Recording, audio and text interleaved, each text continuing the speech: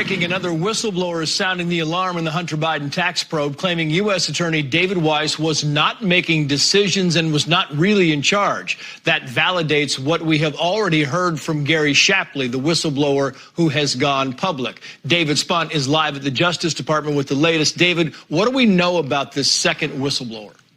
Trace, not much. We just know his name is Mr. X. Of course, it's not his real name, but he wants to be anonymous. He told congressional staff last month he became emotional after seeing the way that this probe was handled from the beginning. Mr. X worked under the more publicized whistleblower Gary Shapley, and a letter released last week, Mr. X says it was clear to him that Trump-appointed U.S. Attorney David Weiss was not running the probe. Quote, he had to follow the normal process. He had to go to Washington, D.C., the U.S. Attorney's Office, them saying no. So he really wasn't in charge. He had to follow the process, end quote. But just 3 weeks ago, Trace, Weiss wrote and signed a letter addressed to House Judiciary Chairman Jim Jordan. We obtained a copy. It reads in part, I want to make clear that, as the Attorney General has stated, I have been granted ultimate authority over this matter, including responsibility for deciding where, when, and whether to file charges.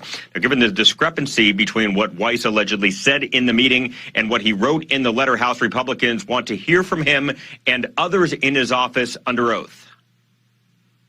We want to talk to David Weiss, the U.S. Attorney. We want to get the answers, and the way you do that is to talk to these attorneys who handled this case.